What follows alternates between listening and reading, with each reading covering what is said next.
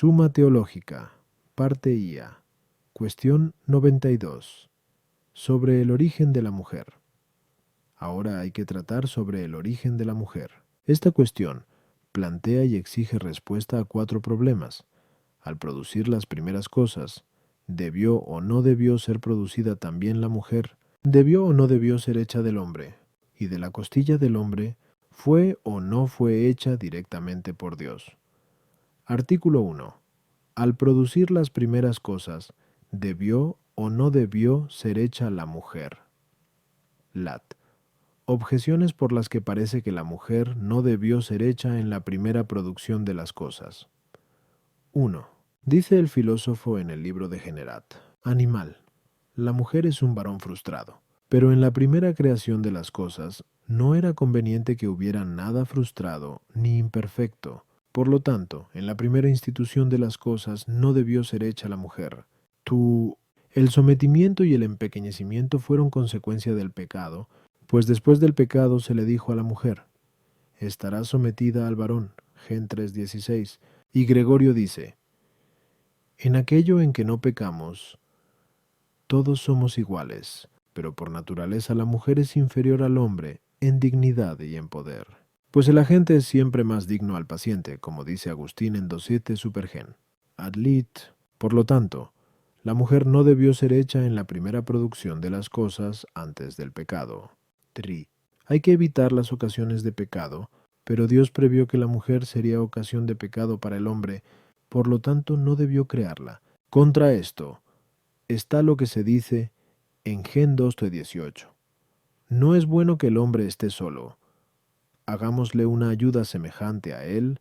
Respondo, fue necesaria la creación de la mujer, como dice la Escritura, para ayudar al varón no en alguna obra cualquiera, como sostuvieron algunos, ya que para otras obras podían prestarle mejor ayuda los otros hombres, sino para ayudarle en la generación. Esto aparece de forma evidente si nos detenemos ante los modos de generación que se dan en los vivientes. Hay vivientes que no poseen en sí mismos la capacidad generativa activa, sino que son engendrados por un agente de distinta especie. Ejemplo: las plantas y los animales que son engendrados sin seminación, a partir de la materia convenientemente dispuesta, por medio de la potencia activa de los cuerpos celestes. Otros poseen unidas la potencia generativa activa y pasiva. Ejemplo: las plantas que se reproducen a partir de la semilla, no habiendo en ellas una función vital más digna que la generación, es preciso que en ellas estén en todo tiempo unidas la potencia pasiva y la activa de la generación.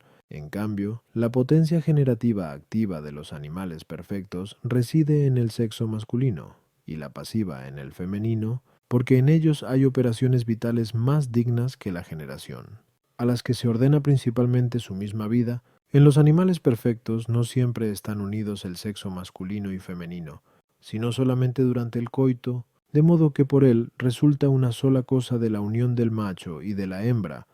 Al igual que en las plantas, siempre están unidas la potencia masculina y la femenina, aunque a veces una esté en mayor proporción que la otra. Por su parte, el hombre se ordena a una operación vital más digna aún: entender. Por eso, en él era conveniente una mayor distinción de ambas potencias, de modo que la hembra fuese hecha separadamente del varón, y, sin embargo, se unieran carnalmente para la generación. Así, inmediatamente después de la formación de la mujer, se dice en Gen 2:24, serán dos en una sola carne. A las objeciones 1. Considerada en relación con la naturaleza particular, la mujer es algo imperfecto y ocasional, porque la potencia activa que reside en el semen del varón tiende a producir algo semejante a sí mismo en el género masculino. Que nazca mujer se debe a la debilidad de la potencia activa, o bien a la mala disposición de la materia, o también a algún cambio producido por un agente extrínseco, por ejemplo los vientos australes, que son húmedos, como se dice en el libro De Generat Animal. Pero si consideramos a la mujer en relación con toda la naturaleza, no es algo ocasional, sino algo establecido por la naturaleza para la generación. La intención de toda la naturaleza depende de Dios, autor de la misma, quien al producirla no sólo produjo al hombre, sino también a la mujer. Tú. Hay un doble sometimiento. 1. Uno servil, por el que el Señor usa de sus súbditos para su propio provecho. Fue introducido después del pecado. 2. Otro, económico o civil, por el que el Señor emplea a sus súbditos para la utilidad y bienestar de los mismos. Este último habría existido también antes de darse el pecado, ya que no habría organización en la sociedad humana si unos no fueran gobernados por otros más sabios. Este es el sometimiento con el que la mujer, por naturaleza, fue puesta bajo el marido, porque la misma naturaleza dio al hombre más discernimiento. Tampoco la desigualdad de los hombres está excluida por el estado de inocencia, como se dirá más adelante. Koekyo, Nereza, Tri, Tri. Si Dios hubiera quitado del mundo todas las cosas que sirvieran al hombre de ocasión de pecado, este mundo quedaría imperfecto. No es justo destruir el bien común para evitar un mal particular, especialmente porque Dios es tan poderoso que puede ordenar cualquier mal al bien. Artículo 2. La mujer, ¿debió o no debió ser hecha del hombre? Lat. Objeciones por las que parece que la mujer no debió ser hecha del hombre. 1. El sexo es común al hombre y a los demás animales, pero en estos las hembras no fueron hechas de los machos, por lo tanto, tampoco en el hombre debió suceder esto. Du. Dos cosas de la misma especie poseen la misma materia, pero el hombre y la mujer son de la misma especie. Así pues, como el varón fue hecho a partir del barro, de lo mismo debió ser hecha la mujer, y no del varón. Tri. La mujer fue hecha como ayuda del hombre para la generación, pero la excesiva proximidad inhabilita a las personas, por eso se prohíbe el matrimonio entre parientes, como consta en Lev 18:6. Por lo tanto, la mujer no debió ser hecha del varón. Contra esto está lo que se dice en Ekel 17:5. De él, esto es del varón, creó una ayuda semejante a sí mismo, esto es, la mujer. Respondo. Fue conveniente que en la primera institución de las cosas, la mujer, a diferencia de los demás animales, fuera formada del hombre. 1.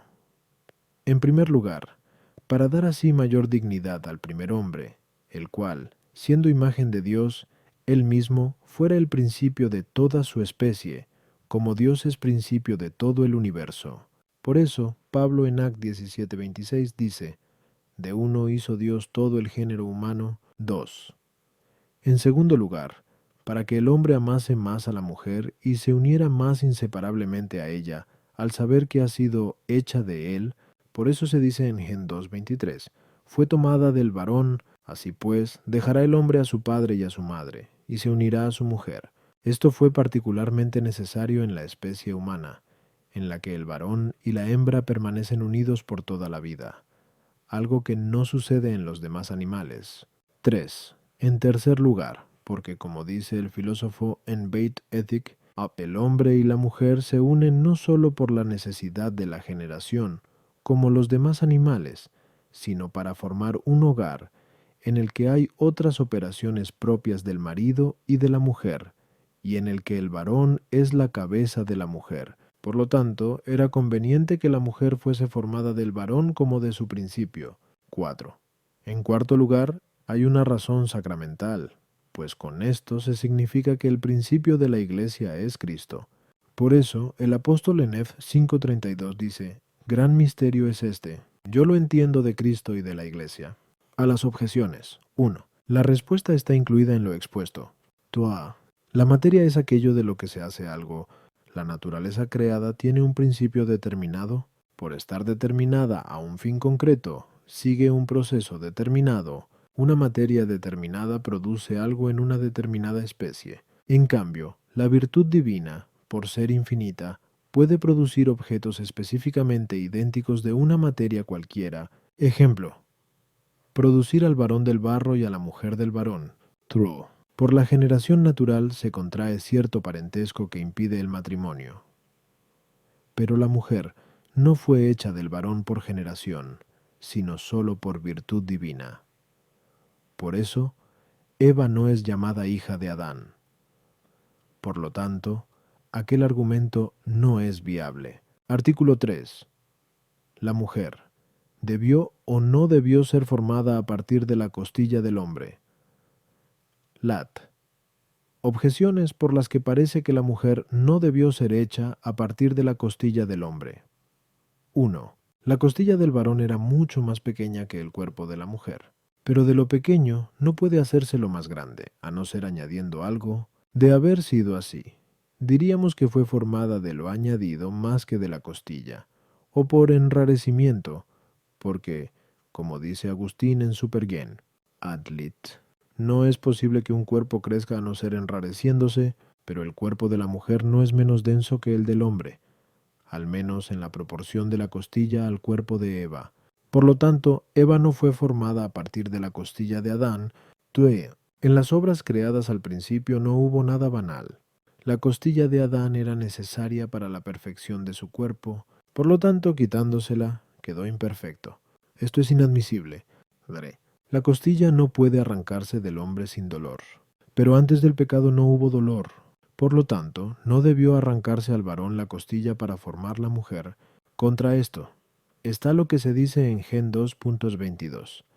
Y de la costilla que Dios tomó a Adán formó la mujer, respondo. Fue conveniente que la mujer fuera formada de la costilla del varón, primero, para dar a entender que entre ambos debe haber una unión social, pues la mujer no debe dominar al varón. Puntim 2.12. Por lo cual no fue formada de la cabeza.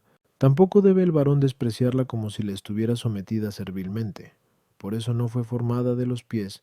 En segundo lugar, por razón sacramental, pues del costado de Cristo muerto en la cruz brotaron los sacramentos, esto es, la sangre y el agua, por los que la Iglesia fue instituida. A las objeciones 1. Algunos dicen que el cuerpo de la mujer fue formado por multiplicación de la materia sin adición, de modo semejante a como el Señor multiplicó los 5 panes, pero es imposible, ya que tal multiplicación o se da por transmutación de la sustancia de la materia o de sus dimensiones.